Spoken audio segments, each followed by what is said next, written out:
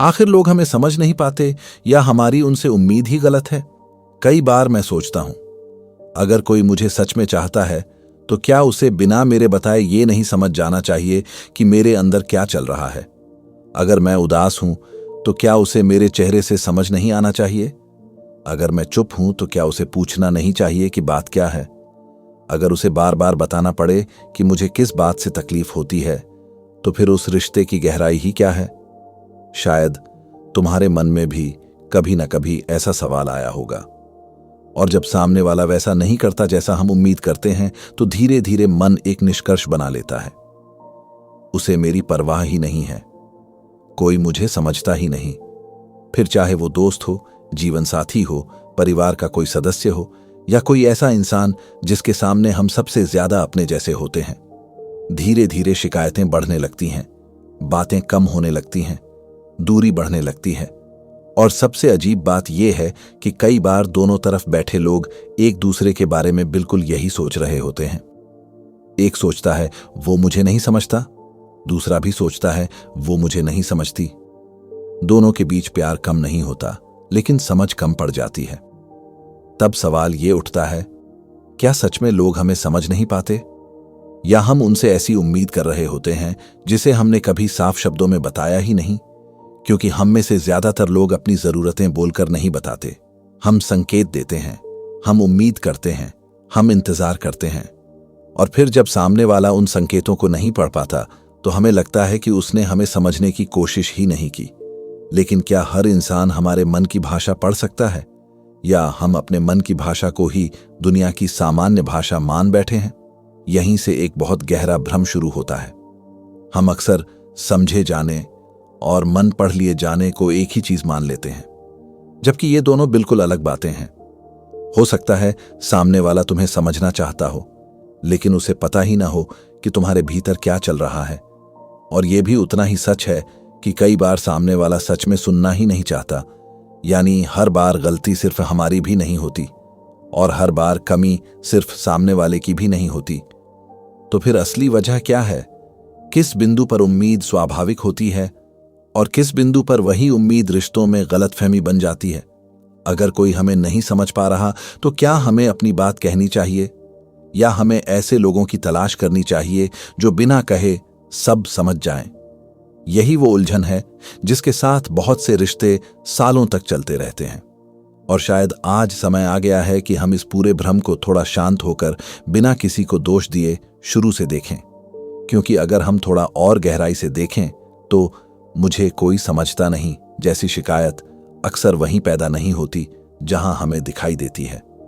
वो केवल सामने वाले के व्यवहार से पैदा नहीं होती, वो हमारी अपनी एक मानसिक अपेक्षा से भी पैदा हो सकती है।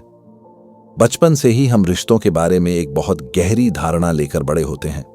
हमें कहानियों, फिल्मों, रिश्तों और अपने अनुभवों से धीरे धीरे ये विश्वास बनने लगता है कि जो इंसान हमें सच में अपना मानता होगा, उसे हमें ज्यादा समझाने की जरूरत नहीं पड़ेगी। वो हमारे चेहरे से, हमारी चुप्पी से, हमारे बदले हुए व्यवहार से सब समझ जाएगा। ये उम्मीद पूरी तरह गलत भी नहीं है, क्योंकि जो लोग हमारे करीब होते हैं वो समय के साथ हमें पहले से बेहतर समझने लगते हैं। एक माँ अपने बच्चे की आवाज से पहचान लेती है कि वो भूखा है या थका हुआ। कई पुराने दोस्त बिना ज्यादा शब्दों के भी समझ जाते हैं कि सामने वाला ठीक नहीं है। लेकिन यही एक बहुत बारीक जगह है जहां अक्सर भ्रम शुरू होता है। किसी इंसान का तुम्हें पहले से बेहतर समझना और किसी इंसान का तुम्हारे मन की हर अनकही बात जान लेना, ये दोनों एक जैसी बातें नहीं हैं। हम अक्सर इन दोनों के बीच का अंतर भूल जाते हैं। हमारे मन में जो भावनाएं चल रही होती हैं वो हमें पूरी तरह साफ दिखाई देती हैं। इसलिए हमें लगता है कि शायद सामने वाले को भी वो उतनी ही स्पष्ट दिखाई दे रही होंगी। लेकिन सच तो ये है कि हर इंसान अपनी अपनी दुनिया के भीतर जी रहा है। तुम्हारे मन में तुम्हारे विचार चल रहे हैं, सामने वाले के मन में उसके अपने विचार चल रहे हैं। तुम्हें अपनी चुप्पी के पीछे का कारण पता है, उसे केवल तुम्हारी चुप्पी दिखाई देती है, और यही फर्क कई गलतफहमियों की शुरुआत बन जाता है। मान लो किसी दिन तुम पूरे दिन चुप रहे क्योंकि तुम्हें किसी बात ने भीतर से परेशान कर रखा था, लेकिन सामने वाला सोच सकता है कि शायद तुम काम में व्यस्त हो, या थके हुए हो, या बस आज बात करने का मन नहीं है। अब सवाल यह है कि इनमें से कौन गलत है? शायद कोई भी नहीं, क्योंकि तुम अपने अनुभव से देख रहे हो और वो अपने अनुभव से। यानी एक ही घटना को दो लोग दो बिल्कुल अलग अर्थ दे सकते हैं। यहीं से रिश्तों में एक और चीज जन्म लेती है, अनकही उम्मीद। हम अपनी जरूरत तो बताते नहीं, लेकिन उसके पूरे होने की उम्मीद करते रहते हैं। जब वो पूरी नहीं होती तो हमें लगता है कि सामने वाले ने हमें समझा ही नहीं। धीरे धीरे शिकायतें जमा होने लगती हैं।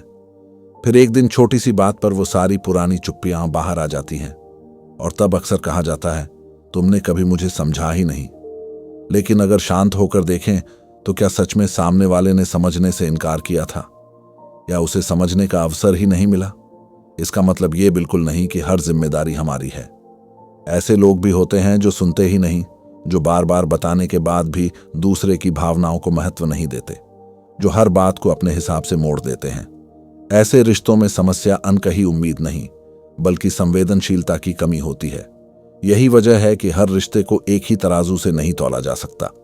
लेकिन अगर हर बार हर रिश्ते में हर इंसान के साथ हमें यही महसूस हो कि कोई मुझे समझता ही नहीं, तो शायद एक बार यह भी देखना जरूरी है कि कहीं हम लोगों से समझे जाने की उम्मीद ज्यादा कर रहे हैं और खुद समझे जाने की प्रक्रिया में कम भाग ले रहे हैं।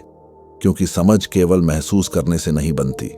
समझ बनने के लिए दो चीजें चाहिए, एक कोई ईमानदारी से सुनने वाला और दूसरा कोई ईमानदारी से कहने वाला। अगर इनमें से एक भी अनुपस्थित हो तो गलतफहमी पैदा होना लगभग तय है। लेकिन अगर समझ केवल बोलने और सुनने की बात होती तो शायद रिश्ते इतने उलझते ही नहीं। असल उलझन उससे भी पहले शुरू होती है। हम अपनी जरूरतों को सीधे शब्दों में कहने से बचते क्यों हैं? क्यों हम इशारों में जीते हैं लेकिन उम्मीद साफ समझे जाने की रखते हैं? इसका जवाब केवल रिश्तों में नहीं, हमारे मन की बनावट में छिपा है। हम सबके भीतर एक पहचान होती है। उस पहचान को केवल प्यार नहीं चाहिए, उसे महत्व भी चाहिए। और महत्व मिलने का सबसे आसान प्रमाण उसे तब दिखाई देता है जब कोई बिना कहे उसे समझ ले। यहीं से एक खतरनाक भ्रम जन्म लेता है। हम सामने वाले के समझने को उसके प्यार की गहराई से जोड़ देते हैं। अगर उसने बिना बताए समझ लिया तो हमें लगता है वो सच में अपना है। अगर नहीं समझ पाया तो मन तुरंत निष्कर्ष बना लेता है, उसे मेरी परवाह नहीं। ध्यान देना, बीच का पूरा हिस्सा गायब हो जाता है। हम ये देखने की कोशिश ही नहीं करते कि शायद उसे पता ही नहीं था, क्योंकि उस समय हम घटना नहीं देख रहे होते बल्कि अपने निष्कर्ष देख रहे होते हैं। मनोविज्ञान में इसे एक तरह का मानसिक अर्थ निर्माण कहा जा सकता है। घटना छोटी होती है, लेकिन उसका अर्थ हम अपने पुराने अनुभवों से बना देते हैं। अगर किसी इंसान ने बचपन में बार बार खुद को अनसुना महसूस किया हो तो बड़े होने पर भी एक साधारण सी चुप्पी उसे अस्वीकार जैसा महसूस हो सकती है। अगर किसी ने हमेशा अपनी भावनाएं दबाकर रखी हों तो बाद में उसे ये उम्मीद होने लगती है कि अब कोई तो होगा जो बिना कहे सब समझ लेगा। यानी आज का रिश्ता हमेशा केवल आज से नहीं चलता, उसमें हमारा बीता हुआ अनुभव भी चुपचाप मौजूद रहता है। इसीलिए दो लोग एक जैसी परिस्थिति में बिल्कुल अलग प्रतिक्रिया देते हैं। एक व्यक्ति कह देता है, मुझे इस बात से दुख हुआ, और बात वहीं खत्म हो जाती है। दूसरा कुछ नहीं कहता, वो इंतजार करता है, फिर और इंतजार करता है, और जब सामने वाला कुछ नहीं समझ पाता तो उसके भीतर जमा हुई निराशा अचानक गुस्से में बदल जाती है। बाहर से देखने वाले को लगता है कि झगड़ा इस छोटी सी बात पर हुआ है, लेकिन सच में झगड़ा उस बात पर नहीं था। झगड़ा उन सभी अनकही उम्मीदों का था जो महीनों या सालों से जमा होती जा रही थीं। यही कबीर की एक बात बहुत गहराई से समझ आती है, मन के हारे हार है, मन के जीते जीत। इसका एक अर्थ यह भी हो सकता है कि हमारा अनुभव केवल बाहर की घटनाओं से नहीं बनता, बल्कि उन अर्थों से बनता है जो हमारा मन उन घटनाओं को देता है। इसका मतलब यह नहीं कि सामने वाला हमेशा सही है, और यह भी नहीं कि हमारी पीड़ा झूठी है। पीड़ा बिल्कुल वास्तविक होती है, लेकिन उस पीड़ा की कहानी हमेशा पूरी तरह वास्तविक हो, यह जरूरी नहीं। यही कारण है कि एक ही वाक्य, एक ही व्यवहार, एक ही चुप्पी दो अलग लोगों के भीतर दो अलग दुनिया बना देती है। और शायद रिश्तों की सबसे बड़ी विडंबना भी यही है। हम चाहते हैं कि कोई हमें वैसे समझे जैसे हम खुद को समझते हैं, लेकिन हम भूल जाते हैं कि उसने हमारी जिंदगी नहीं जी है, उसने हमारे डर नहीं महसूस किए, उसने हमारे भीतर चलने वाली हर बातचीत नहीं सुनी। वो हमें बाहर से देखता है, हम खुद को भीतर से देखते हैं। इन दोनों नजरियों के बीच की दूरी ही अक्सर गलतफहमी बन जाती है। इसलिए असली सवाल शायद यह नहीं है कि कौन सही है। असली सवाल यह है कि क्या हम अपने रिश्तों में घटना देख रहे हैं या अपने मन द्वारा बनाई गई उसकी कहानी। क्योंकि जब तक ये अंतर साफ नहीं दिखता, तब तक हर नया रिश्ता भी पुराने निष्कर्षों का ही बोझ उठाता रहेगा। और शायद अब तक बात केवल इतनी नहीं रह गई कि लोग हमें समझते हैं या नहीं। अब सवाल थोड़ा बदल गया है। क्या मैं सच में चाहता हूं कि सामने वाला मुझे समझे, या मैं चाहता हूं कि वो मेरे मन की हर अनकही बात अपने आप जान ले। ये दोनों बातें एक जैसी नहीं हैं, क्योंकि समझ अपने आप नहीं बनती। समझ बनाई जाती है धीरे धीरे, बार बार, दो लोगों की ईमानदारी से। शायद इसी वजह से सबसे मजबूत रिश्ते वो नहीं होते जिनमें कभी गलतफहमी नहीं होती। सबसे मजबूत रिश्ते वो होते हैं जहां गलतफहमी होने पर दोनों उसे सच मानकर पकड़ नहीं लेते। वे रुकते हैं, पूछते हैं, सुनते हैं और फिर समझने की कोशिश करते हैं। हम अक्सर सोचते हैं कि अगर मुझे अपनी बात समझानी पड़ रही है तो शायद रिश्ता कमजोर है। लेकिन हो सकता है अपनी बात कहना रिश्ते की कमजोरी नहीं, बल्कि उस पर किया गया भरोसा हो। क्योंकि हम अपनी सबसे सच्ची बातें उसी इंसान से कहते हैं जिसके साथ हम सुरक्षित महसूस करते हैं। और जो रिश्ता केवल अनुमान पर चलता है, वो एक दिन अनुमान की वजह से ही टूट भी सकता है। इसका मतलब ये भी नहीं कि हर रिश्ते को बचाना जरूरी है। अगर कोई बार बार तुम्हें सुनने से इनकार करता है, तुम्हारी बात को छोटा साबित करता है या तुम्हारी भावनाओं को लगातार नजरअंदाज करता है, तो समस्या तुम्हारी अनकही उम्मीद नहीं, उसकी अनिच्छा भी हो सकती है। हर रिश्ते में अपनी भूमिका देखना जरूरी है, लेकिन पूरी जिम्मेदारी अपने ऊपर ले लेना भी उतना ही बड़ा भ्रम है। स्पष्टता का मतलब खुद को दोष देना नहीं होता। स्पष्टता का मतलब केवल इतना होता है कि जो सच है उसे उतना ही देखना जितना वह है, न उससे कम न उससे ज्यादा। शायद इसी कारण बुद्ध ने बार बार जागरूक होकर देखने पर जोर दिया, क्योंकि जब हम बिना देखे निष्कर्ष बना लेते हैं, तब हम इंसान से नहीं अपने बनाए हुए विचार से संबंध रखने लगते हैं। और फिर सामने वाला चाहे जो भी करे, हमें वही दिखाई देता है जिसकी हमने पहले से कहानी बना रखी होती है। इसलिए अगली बार जब मन कहे कोई मुझे समझता ही नहीं, तो शायद तुरंत इस निष्कर्ष पर पहुंचने के बजाय दो प्रश्न पूछना।